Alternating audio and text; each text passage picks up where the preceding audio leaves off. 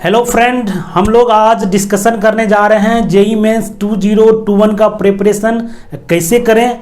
पढ़ना तो है ही आपको, साथ ही साथ आपको पढ़ने के लिए प्रेरित भी होना है। यदि आपको पढ़ने में मन नहीं लगेगा तो फिर आप पढ़ेंगे ही नहीं। मैं कितना भी अच्छे तरीके से आपको पढ़ा दूं, लेकिन आपको मन ही नहीं लगेगा हम करने क्या जा रहे हैं, यही आपको पता नहीं चल पाएगा तो करेंगे क्यों आप। तो इसीलिए क्या करने जा रहे हैं इसको आपको जानना बहुत जरूरी है, तब आपको पढ़ने में मन लगेगा। यदि आपको टारगेट कोई चीज़ दिखता है कि हमें 10 डेज के बाद ये ट्रांसफॉर्मेशन होना है, जैसे लोग जिम ज्वाइन करते हैं, वहाँ पे जब जाते हैं तो लोग देखते हैं कि वहाँ पे किसी का पिक्चर लगा रहा था, उससे इंस्पायर होते हैं कि मुझे ऐसे बनाना है। ये कितना दिन में बनेगा? तो 2 महीने में बनेंगे। कितने दिन में बनेंगे? 6 महीने में बनेंगे। तो जब हमें टारगेट दिखता है तब हमें पढ़ने में मज़ा आता है। इसीलिए हम लोग पहले टारगेट को फिक्स करें और इसके बारे में जानें। एक मोटिवेशनल इनसाइट होना चाहिए, तभी जाकर आपको पढ़ने में अच्छा लगेगा। इस चीज़ को मैं आपको क्या बताऊं, तो इससे बेटर वे है कि one of the my students, जो हमारे प्रीवियस स्टूडेंट भी रह चुके हैं, वो आपको मेरे बारे में बताएंगे और ये भी बताएंगे कि आखिर जो आप एग्ज़ाम का प्रिपरेशन करने जा रहे हैं उसका इम्पोर्टेंस क्या है, आखिर उसमें क्या क्या सब होते हैं। बेटर वे है कि मैं उसी को इंट्रोड्यूस कराता हूं। हम अपने बारे में क्या ज़्यादा बोलें, स्टूडेंट ही बताएंगे तो आपको ज़्यादा ही फेथफुल होंगे। मैं आपको one of the student Praveen से मिलाता हूं। सबसे पहले तो बहुत बहुत शुक्रिया आपका सर, जो आपने मेरे को अपने वीडियो में बुलाया। तो सबसे पहले हम आपको ये कुछ बताना चाहते हैं कि जेईई मेंस है क्या। सबसे पहले आप ये समझने की कोशिश कीजिए कि जेईई क्या है। जेईई जो है वो है जॉइंट एंट्रेंस एग्ज़ाम। और ये क्यों होता है, लोग क्यों इसके पीछे ज़्यादा जाते हैं। सबसे पहले हम शुरुआत से बात करते हैं। आज से कम 10 से 20 साल पहले या फिर उससे भी पहले 30 साल पहले, तो तब क्या होता था, बहुत ही कम लोग, यानी कि आप मान के चलिए अगर आपके पास 1 लाख सीट है, 1 लाख सीट है, तो उसमें से आपको सिर्फ 50,000 ही स्टूडेंट मिलते थे। तो उस टाइम पे एक गोल्डन एरा कह सकते थे लेकिन अभी जो कि 2008 से जो है कि अपने आप में ही ये बहुत ज़्यादा अपने में ही ट्रेंड आ गया है। ठीक है, 2008 नहीं कह सकते आप कहिए 2006 से ही अपने आप में ही ट्रेंड आ गया है। तो 2006 से क्या हुआ कि बहुत सारे बच्चे सिर्फ 2 ही उनके पास स्कोप हो रहा था। एक सबसे पहला स्कोप था उनके पास नीट, और दूसरा स्कोप जेईई।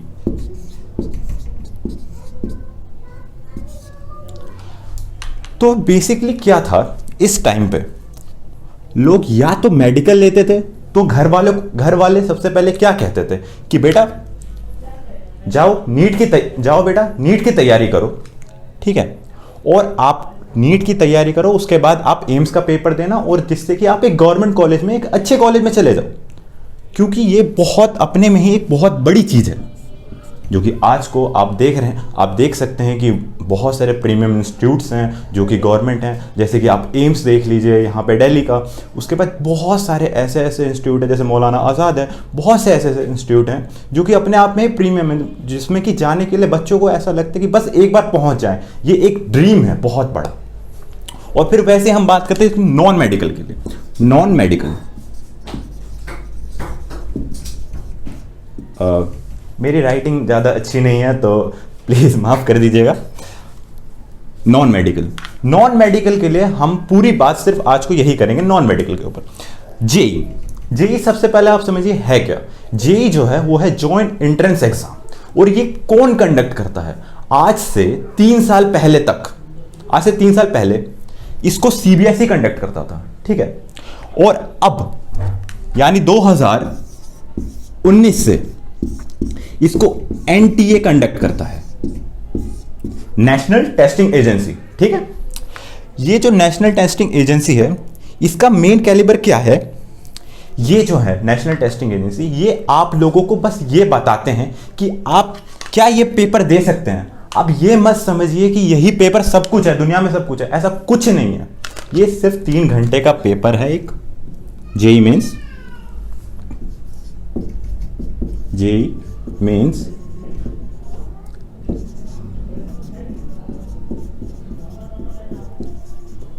एक 3 घंटे का पेपर है, ठीक है। और 2019 से इसमें बहुत सी चीजें बदली हैं। मैं जो हूं, मैं 2020 में मैंने जेई मेंस दिया था। तो इस बार अब 2019 से क्या हुआ, आपको सबसे पहले समझने की जरूरत है। 2019 से कुछ ऐसा हुआ कि सबसे पहले तो यहां पे स्लॉट कर दिए गए कि पहले ऐसा होता था कि जेई मतलब 2018 तक में ऐसा होता था कि पूरे वर्ल्ड, पूरे इंडिया में या फिर जो और भी कंट्रीज जहां पे जेई मतलब जेई होता है, तो वहां पे क्या होता था कि सिर्फ एक टाइम दे दिया जाता था। जैसे कि मान लेते हैं, जैसे संडे को 12 बजे संडे को आप सभी को पेपर देना है, ठीक है। तो फिर क्या है कि 12 बजे संडे को आप सभी को पेपर देना, वो ये नहीं देखेगा कि आप कितने बच्चे हैं या फिर कितने वो हैं। इसमें पहले ये होता था, इस वजह से बहुत सी जगह पे चीटिंग होने के चांसेस बहुत ज़्यादा होते थे। लेकिन अब ये होता है कि अब आपको स्लॉट दे दिए गए हैं, ठीक है। स्लॉट दे दिए गए हैं मतलब कि 2019 के, हम बताते हैं, 2019 से यहां पे स्लॉट दे दिए गए हैं। जैसे कि आपको हम 2019 की बात बताते हैं, तो जनवरी में 16 पेपर हुए थे, ठीक है। एक दिन के बाद एक दिन, और उसके बाद 2019 में ही पहले 16 स्लॉट हुए थे। किस तरीके से? 8 सुबह हुए थे, 8 पेपर मॉर्निंग में हुए थे, ठीक है। और 8 पेपर जो है वो इवनिंग में हुए थे।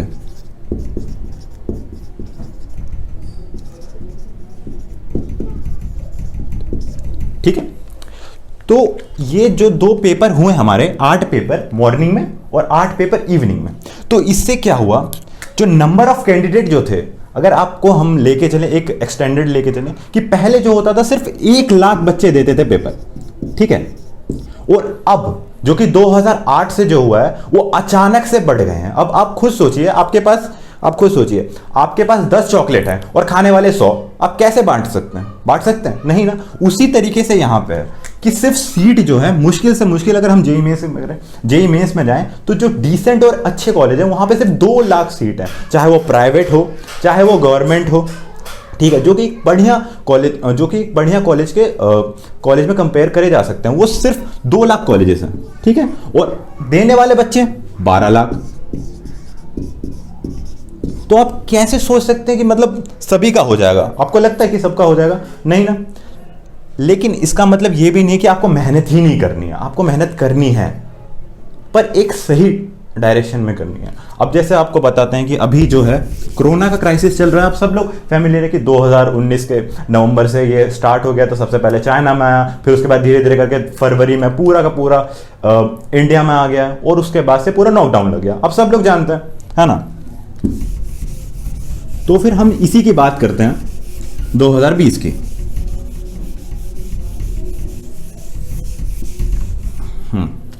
तो 2020 की बात करते हैं। तो देखिए 2020 में क्या हुआ, मैंने भी 2020 में ही पेपर दिया। तो सबसे पहले जनवरी में पेपर हुआ, ठीक है, कोई दिक्कत वाली बात नहीं थी, हम लोगों ने पेपर दिया, अच्छी परसेंटाइल भी है, कोई बात नहीं। फिर क्या होता है, कोरोना की वजह से हमारा पेपर एक्सटेंड हो जाता है, जो कि अप्रैल में होने वाला था वो एक्सटेंड हो जाता है सितंबर में। अब इससे आपको पता है बहुत ज़्यादा नुकसान हुआ, बहुत ही ज़्यादा नुकसान हुआ इससे हमारा। इसलिए नुकसान हुआ क्योंकि जो आपका पेपर अप्रैल में होने वाला था उससे आपका पेपर अब एक्सटेंड हो गया सितंबर में, ठीक है, ये सितंबर है। इससे क्या हुआ कि जिन बच्चों के पास चाहे 10 दिन का टाइम हो, चाहे 15 दिन का टाइम हो, या फिर चाहे 20 दिन का टाइम हो, वो कम से कम डेडिकेटेड थे पढ़ने के लिए कि हाँ हमें ये चीज़ करनी है, ये हमारा गोल है, डेडिकेटेड हैं हम, लेकिन अब उनके पास इतना टाइम आ गया। तो क्या हुआ, बहुत से बच्चे ऐसे थे जिन्होंने सोचा अरे यार कल कर लेंगे ना, आज को क्या है, कल कर लेंगे अपना। तो उन लोगों ने ऐसे कर करके अपना टाइम कहीं ना कहीं, मैं ये नहीं कहूँ सब लोगों ने, लेकिन कहीं ना कहीं लोगों ने वेस्ट किया, अपना टाइम वेस्ट किया। जो उनकी परसेंटाइल जनवरी में आई थी उससे बहुत बहुत कम आई। अब जैसे कि मैं आपको मेरे एक दोस्त का बताता हूँ, उसकी जनवरी में आई थी परसेंटाइल 94, ठीक है, और सितंबर में आप जान के हैरान हो जाएंगे उसकी आई थी 78। अब आप सोचेंगे ये क्या हुआ, मतलब जनवरी में इतना अच्छा पढ़ लिया और अब तो इतना ज़्यादा टाइम हो गया तब भी इतना कम। यही एक वजह थी कि जब ज़्यादा आपको टाइम मिल जाता तो फिर आप आलसी होने लग जाते हैं। एक सबसे बड़ी बात है कि आपको अगर ज़्यादा टाइम मिलता है तो आप आलसी होने लग जाते हैं। तो फिर इसीलिए उसने कहीं ना कहीं मेहनत कम करी और जिसकी वजह से 78 परसेंटाइल आया। चलिए कोई बात नहीं। अब मैं अपने एक दूसरे दोस्त की बात बताता हूँ। उसका क्या हुआ कि उसकी जनवरी में जो थी 74 परसेंटाइल आई, ठीक है, और फिर वो अप्रैल में बहुत ज़्यादा परेशान था कि मैं कैसे करूँगा, मेरे पास तो बहुत कम टाइम है, अब मैं कैसे, अगर मेरे को थोड़ा सा और टाइम मिल जाता तो मैं कर लेता।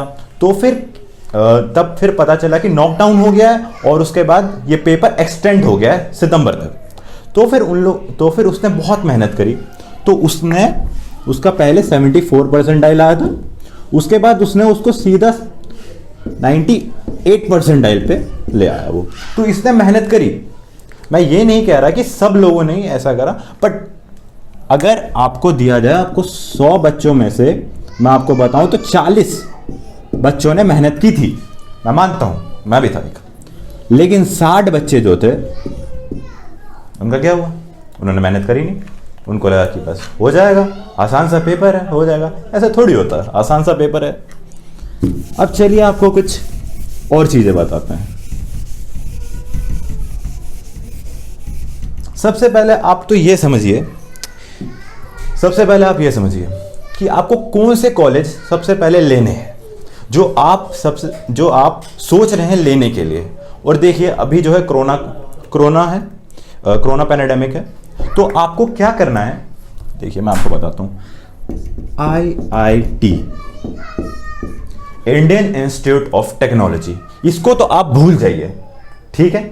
इसलिए आप इसे भूल जाइए क्योंकि ये जो है ये जेई एडवांस के लिए, एडवांस के बाद इसमें आप बैठ सकते हैं। तो आपको सबसे ज्यादा फोकस क्या करना है, अगर आप ये सोच रहे हैं कि मैं दिल्ली में ही रहूं, या फिर मैं यूपी का हूं, या फिर मैं दिल्ली का हूं। अभी हम सिर्फ 2 स्टेट की, एक स्टेट यूपी की बात करते हैं और एक यूनियन टेरिटरी दिल्ली की बात करते हैं, जो कि हमारा मतलब कैपिटल है, ठीक है। अभी हम सबसे पहले इन्हीं दोनों की बात करते हैं। तो सबसे पहले बात करते हैं हम दिल्ली की। तो सबसे पहले हम दिल्ली की बात करते हैं। तो दिल्ली में आपको जो सबसे पहले आपको ये सोचना है कि हम किस में जा सकते हैं, बढ़िया, जो हमारे लिए अच्छा हो और शायद हम उसे क्रैक भी कर जाएं। तो सबसे पहले आप फोकस करो IIT दिल्ली, ठीक है। IIT दिल्ली जो है इसका पैकेज बहुत अच्छा है, डिसेंट पैकेज है, अच्छा पैकेज है, ठीक है। आप इसे अपना एक एम ले सकते हैं कि हाँ मैं इसमें जा सकता हूं। उसके बाद आप क्या करें, अगर आपको लगता है कि नहीं ये मेरे से ज़्यादा हो जाएगा, एक्चुअली अब मैं आपको जो दूसरी बात बता रहा हूँ उसको ज़रा ध्यान से सुनिएगा। उसके बाद आप जा सकते हैं NIT दिल्ली। यहाँ पे एक मज़ेदार बात यह है दोस्तों कि जो NIT दिल्ली है, ठीक है, उसका परसेंटाइल जो आपको क्रैक करने के लिए चाहिए होता है, मे बी पहले मेरे टाइम पे था 98 परसेंटाइल, ठीक है। 98 नहीं था तो 96 प्लस था, 96 प्लस था, ठीक है। लेकिन अब शायद से बढ़ जाए, कोई बड़ी बात नहीं, क्योंकि देखिए 2020 में वैसे बहुत से बच्चों ने दिया नहीं, तो इस बार आप लोगों के साथ में दे दें। तो फिर सुनिए, तो शायद इस बार बढ़ जाता है। तो एक स्टैंडर्ड लेके चलते हैं कि शायद इस बार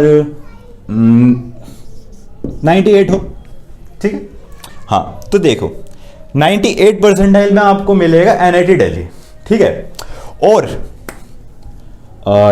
96 to 97 परसेंटाइल पे आपको IIT दिल्ली मिल जाएगी। अब आप जरा एक चीज जरा ध्यान से सोचिए दोस्तों, जो एनआईटी दिल्ली है अभी, ये पूरे एनआईटीज में इसकी रेपुटेशन ज्यादा अच्छी नहीं है, ठीक है। और इसमें जो पैकेज भी आता है वो ज्यादा मतलब बहुत ही ज्यादा अच्छा भी मतलब अच्छा पैकेज है एक, बट बहुत ही ज्यादा अच्छा आप नहीं कह सकते। जिसमें कि आप अगर कंपेयर करें कि मतलब एनआईटी त्रिची से कंपेयर करें या फिर आप क्या कहते हैं वारंगल से कंपेयर करें, उनके जितना यहाँ पे पैकेज नहीं जाता है, ये आप मान सकते हैं। लेकिन अगर आप सोच रहे हैं कि अगर मैं ट्रिपल आईटी दिल्ली और एनआईटी दिल्ली को कंपेयर करूं, तो मैं आपको बताता हूं ट्रिपल आईटी दिल्ली आपको आंख बंद करके ले लेना है। इसलिए आपको आंख बंद करके लेना है क्योंकि ये बहुत अच्छा स्कोप है, ठीक है दोस्तों। उसके बाद रही बात, अगर आप ये सोच रहे हो कि भैया ये तो नहीं हो पाएगा, इसमें भी मेरे को बहुत मुश्किल लगता है, तो रुको मैं बताता हूँ आगे क्या। और भी बहुत से कॉलेजेस हैं, देखो जैसे कि ट्रिपल आईटी दिल्ली हो गया, एनआईटी दिल्ली हो गया, ठीक है। उसके बाद आप डीटीयू में जा सकते हैं, ठीक है, डीटीयू में। फिर आप एनएसयूटी में जा सकते हैं, ठीक है। फिर आप आईपी में जा सकते हैं। ये जो कुछ कॉलेजेस मैंने बताए ये अपने रीजन के हिसाब से सबसे बढ़िया कॉलेजेस हैं। आईआईटीज को अगर हम हटा दें, अब इसमें बहुत से और भी कॉलेजेस होंगे जिनके बारे में मेरे को ज़्यादा नहीं पता, बट एक बार आप देख लीजिए। ये देखिए, triple IT Delhi, NIT Delhi, DTU, NSUT and IP, ये एक गुड कॉलेजेस हैं आपके हिसाब से, एक बढ़िया कॉलेजेस हैं, ठीक है। और रही बात, अगर आप सोच रहे हैं कि दिल्ली में थोड़ा मुश्किल लगता है मुझे, तो मैं यूपी में ट्राई करना चाहता हूं, तो यूपी अगर आप ये सोच रहे हो उत्तर प्रदेश, तो वो one of the best option है आपके पास। इसलिए one of the best option है आपके पास क्योंकि मैं बताता हूं, यहाँ पे आपको one of the most premium institutes मिल जाते हैं। चाहे आप आईआईटीज की बात करें, यहाँ पे दो आईआईटीज हैं। सबसे बड़ी बात तो ये है कि यहाँ पे 2 आईआईटीज हैं। फिर आपके पास यहाँ पे ट्रिपल आईटी भी है, फिर आपके पास यहाँ एनआईटी भी है, फिर उसके बाद आपका जैसे कि हमने दिल्ली में देखा था डीटीयू, एनएसयूटी और आईपी, तो वैसे यहाँ पे एक और है AKTU, Abdul Kalam technical university. अब आपको मैं ये इसलिए बता रहा हूं क्योंकि 2020 में इसका एक पेपर होता था यूपीएसई करके, और जो ये यूपीएसई करके इस साल तो ये सारा का सारा एकेटीयू जेईई मेंस के अंदर ही आ गया है। तो आपके पास एक फायदा है, एक प्लस पॉइंट है, इसलिए क्योंकि अगर आपका आईआईटी में नहीं होता, एनआईटी में नहीं होता, ट्रिपल आईटी में भी नहीं होता, तो फिर इसका एकेटीयू में भी one of the premium colleges हैं जहां पे आप जा सकते हो। और आप ये नहीं सोच, आपको ऐसा लगेगा कि आप अच्छी जगह पे हो, नो डाउट, ठीक है। यूपी सबसे पहले ये पेपर होता था, इसका पहले हम फुल फॉर्म बताता हूँ आपको। ये है Uttar Pradesh state entrance exam, ठीक है। इसका जो पेपर होता था वो 150 नंबर का पेपर मतलब 150 क्वेश्चन होते थे उसमें, और 600 नंबर का पेपर होता था, और वही सेम जेईई मेंस की तरह, बट ये जेईई से आसान होता था। इसमें एक प्लस पॉइंट ये होता था कि इसमें नेगेटिव मार्किंग नहीं होती थी, ठीक है। तो चलिए बहुत कॉलेजेस की बातें कर ली हमने। सबसे पहले तो मैं आपको कुछ बताना चाहता हूँ हमारे टीचर गौतम कुमार जी के ऊपर में, कि उनको 12 ईयर प्लस का एक्सपीरियंस है। वो एनआईटी जालंधर से पास आउट हैं 2008 के बैच में, और आप विश्वास नहीं करेंगे कि 2008 के ही बैच में जब वो पास आउट हुए थे तो वो कोचिंग में चले गए थे श्री चैतन्य। अब सबसे पहले वो आकाश में पढ़ा रहे थे, तो आप विश्वास नहीं करेंगे दोस्तों, उस टाइम पे आकाश में 150 स्टूडेंट्स थे, ठीक है। उसमें से 150 में से 110 का one of the premium institutes में हो गया था, मतलब one of the premium institute में उन लोगों ने एडमिशन ले लिया था, ठीक है। और ये सिलसिला वहीं पे खत्म नहीं हुआ दोस्तों, ये सिलसिला वहीं पे खत्म नहीं हुआ। 110 स्टूडेंट्स टू आज तक, मतलब 2020, अभी रिसेंटली पिछले साल की बात करें दोस्तों, तो इनके 60 student one of the premium institutes में हैं। अब मैं ये नहीं कह रहा कि प्रीमियम इंस्टीट्यूट मतलब जैसे कि सिर्फ आप आईआईटी, एनआईटी, मतलब जो कि गवर्नमेंट या फिर प्राइवेट भी हो, जो कि एक अच्छे रजिस्टर्ड यूनिवर्सिटी से जो है, उन सबको मैं प्रीमियम इंस्टीट्यूट को कहता हूं, जो कि मतलब 2 लाख के अंदर में होता है, ठीक है। तो आप विश्वास नहीं करेंगे दोस्तों, अब तक में इन्होंने बहुत सारे स्टूडेंट्स को one of the premium institute तक पहुंचा है। तो चलिए दोस्तों, अब मैं आपको कुछ और चीजें बताता हूं।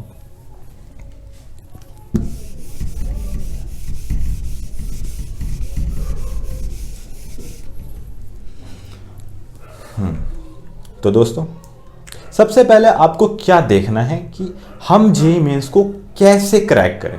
सबसे पहले तो आप ये सोचिए कि हम जेईई मेंस को कैसे क्रैक करें, ठीक है। तो आप किस तरीके से क्रैक कर सकते हैं, तो हम सबसे पहले सब्जेक्ट लेते हैं, ठीक है दोस्तों। देखिए दोस्तों,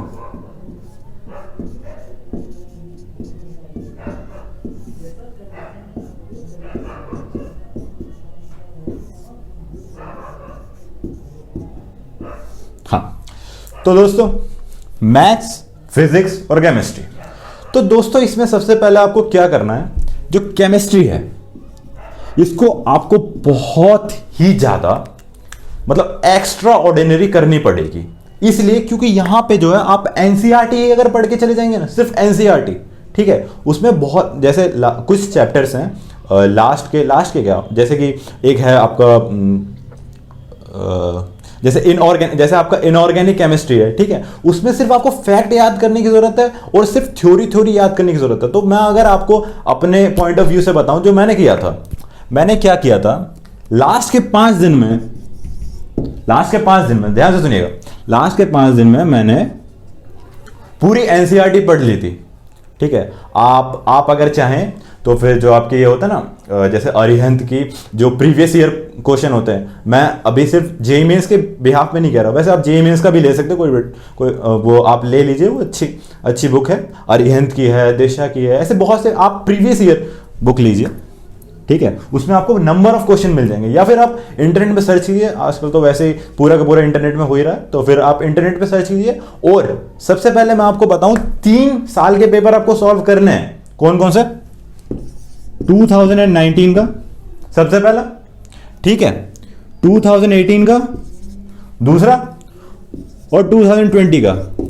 अब मैं आपको अगर बताऊं दोस्तों, तो सिर्फ 2019 और 20 का अगर आप सॉल्व कर लेते हैं, इसमें नंबर ऑफ क्वेश्चन बहुत ज्यादा है, ठीक है। इसलिए क्योंकि आपको मैंने अब शुरुआत में ही बताया था कि 2 हो गया था हमारे, क्या कहते हैं, एक मॉर्निंग शिफ्ट हो गया था और एक इवनिंग शिफ्ट हो गया था। तो दोस्तों आपको नंबर ऑफ सेट्स बहुत ज्यादा मिल जाएंगे और आप सॉल्यूशन के साथ देखिएगा, ठीक है। पहले आप खुद सॉल्व करिएगा और फिर देखिएगा कहां पे आप फंस रहे हैं, जहां पे आप फंस रहे हैं उसके बाद उसका सॉल्यूशन देखिए और फिर उसको सॉल्व करिए, ठीक है।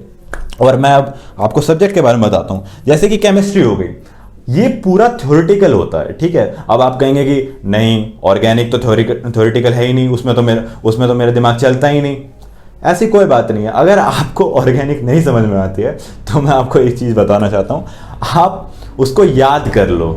जैसे जो रिएक्शन जितना आप समझ सकते हो, ठीक है, समझ लीजिए। अगर आप नहीं समझ सकते हैं तो फिर उसे याद कर लीजिए, क्योंकि आखिरी टाइम में आप रट के जाओगे, मुझे पता है, क्योंकि मैं खुद रटा था। तो ऑर्गेनिक और इनऑर्गेनिक, ठीक है, क्योंकि फिजिकल मुझे पता है वो मैथ से रिलेटेड है, आप कर लेंगे, क्योंकि ज्यादा उसमें पढ़ने की जरूरत नहीं होती, बस अपने फॉर्मूले लगाओ और निकाल दो आंसर, ठीक है। उसके बाद रहती है बात फिजिक्स और मैथ की। तो देखो दोस्तों, फिजिक्स और मैथ्स, ठीक है। अब जो मैं सबसे पहले मैथ्स को मैं फर्स्ट कैटेगरी में डालूंगा, इसलिए फर्स्ट कैटेगरी में डालूंगा क्योंकि ये मैथ्स की क्लास है, ऑब्वियस सी बात, ठीक है। और फिजिक्स तो मैं सेकंड कैटेगरी में डालूंगा, इसलिए क्योंकि जो केमिस्ट्री होती है हमारी, उसको उसमें स्कोर करना बहुत आसान होता है। मैंने ऐसे बच्चों को भी देखा है जो कि एवरेज से भी कम होता है, एवरेज से भी कम है, मतलब मेरे जो बैच में थे, ठीक है, उन लोगों के ऐसे मार्क्स आते थे, मतलब 300 में से 120, 150, 100 ऐसे मार्क्स आते थे दोस्तों। लेकिन अब आप सोचेंगे ये तो अच्छे स्कोर है, यही सोच रहे होंगे, लेकिन नहीं दोस्तों, ये जितने भी मार्क्स आ रहे हैं वो सिर्फ केमिस्ट्री की बदौलत है, सिर्फ और सिर्फ केमिस्ट्री की बदौलत। तो दोस्तों आपको सबसे पहले तो केमिस्ट्री आउटस्टैंडिंग करनी ही पड़ेगी, ठीक है दोस्तों। और फिर रही आपको फिजिक्स में, फिजिक्स जो है उसमें आपको numerical as well as theory दोनों मिलती है, ठीक है। तो आपको क्या करना है, न्यूमेरिकल जो है वो तो आप कर ही लोगे, कोई बात नहीं। थ्योरी जो है उसको भी आप पढ़ना, ठीक है। थ्योरी को एज अ टिप्स में याद रखना, ठीक है। जैसे कि मतलब SHM क्या होता है, और क्या मतलब, जैसे बहुत से जितने भी हैं, जैसे यूनिट एंड डायमेंशन के बारे में फिर आपको बहुत सी जगह मिलेगी, ठीक है। क्योंकि अब आप अगर थ्योरी और न्यूमेरिकल, क्योंकि ये जो है आप मैथ्स की तरह तो नहीं है ये कि आप डायरेक्ट ही बस याद नहीं आ रहा कैसे करें, इंटीग्रेशन लगा रहे हैं, यार इसका इंटीग्रेशन क्या होता है, नहीं पता, तो आप ऐसे नहीं कर सकते हैं, आप इसमें कुछ तो आपको पता होगा। और रही बात मैथ्स की, तो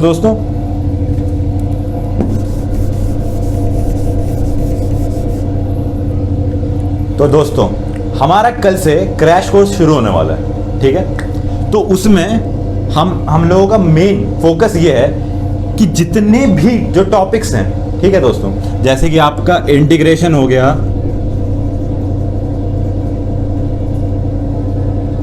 डिफरेंशिएशन हो गया, वेक्टर हो गया, 3D हो गया, प्रोबेबिलिटी हो गई, स्टैटिक्स हो गई, ऐसे जितने भी टॉपिक्स हैं जो आपको लगते हो कि हाँ थोड़े मुश्किल हैं, हम उसके 10 क्वेश्चन कराएंगे, ठीक है। और वो जो 10 क्वेश्चन होंगे वो उसमें से कम 5 क्वेश्चन तो ऐसे होंगे जो कि पक्का आप 5 तो नहीं कहें, 3 क्वेश्चन तो ऐसे होंगे किसी ना किसी बंदे के सेट्स में जरूर आएंगे, क्योंकि वो हम सिर्फ हाईलाइटेड लेके रखेंगे 2016 टू, आप ये देख सकते हैं दोस्तों, ये देखिए 2016 टू 2020 तक, 2016 टू 2020 तक, ठीक है। हम यहां से जो कि सबसे ज्यादा नंबर ऑफ टाइम्स जितने भी क्वेश्चंस आए हैं हम उन्हीं को प्रैक्टिस करवाएंगे, ठीक है। और उसके बाद आप चाहे तो YouTube में बहुत से चैनल्स हैं, ठीक है, आप वहां से क्या कहते हैं अपना नॉलेज बढ़ाइए और यहां पे आके हमारे क्रैश कोर्स को ज्वाइन कीजिए। और जो भी क्वेश्चन है, मतलब हम ज्यादा क्वेश्चन नहीं करवाएंगे कि एक ही बारे में 30 क्वेश्चन, हम 10 क्वेश्चन करवाएंगे। अभी आपके पास जितना भी टाइम बाकी है, चाहे मेरे को नहीं पता, अभी मैंने न्यूज नहीं देखा है कि जेई कब होने वाला है, चाहे आपके पास 10 दिन बाकी हो, 20 दिन बाकी हो, या फिर 30 दिन बाकी हो, या 40 दिन बाकी हो, ठीक है, चाहे कितने भी दिन बाकी हो, आप हमारे इस क्रैश कोर्स को ज्वाइन कीजिए, ठीक है। और जितने भी हम ज्यादा क्वेश्चन नहीं कराएंगे, सिर्फ 10 क्वेश्चन कराएंगे हर एक टॉपिक के, तो आप उन 10 क्वेश्चन को अपने एक किसी नोटबुक में लिख लीजिए, ठीक है। उसके बाद आखिरी के 2 या 4 दिनों के 10 दिन पहले आप उन सबको एक बार रिवाइज कर लें, ठीक है दोस्तों। तो इससे क्या होगा, आपको याद रहेगा। और अपने तरफ से आप क्या करना, जैसे जो भी क्वेश्चन लिखा होगा, जो भी सर हमारे लिखेंगे, ठीक है, आप पहले उसे म्यूट कर दीजिएगा, ठीक है, म्यूट मत कीजिएगा, पहले आप स्टॉप कर दीजिएगा वीडियो को, उसके बाद आप खुद सॉल्व करिएगा, और उसके बाद जहां आप फंसो फिर वीडियो ऑन करके आप देख लेना। और दोस्तों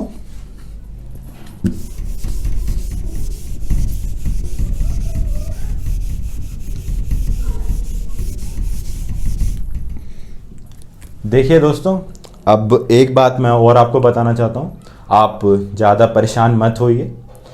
जेईई मेंस का पेपर है, ठीक है। अगर आप एक पेरेंट्स हैं जो ये से देख रहे हैं, तो अपने बच्चों को ये बताइए, उनको ज़्यादा टेंशन ना लेने के लिए कहें, क्योंकि ये सिर्फ एक पेपर है।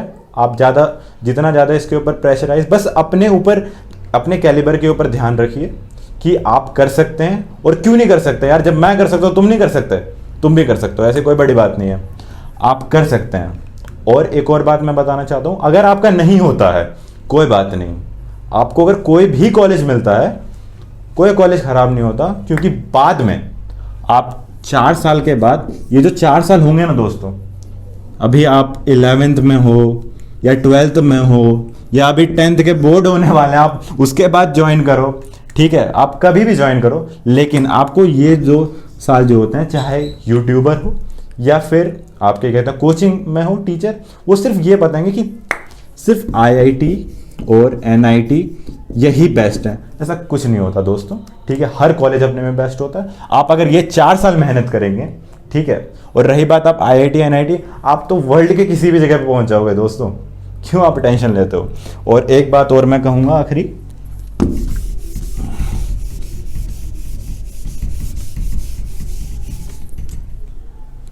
कि डरो मत, आपके जितने भी टाइम बाकी है आप उसमें आराम से पढ़ाई कीजिए।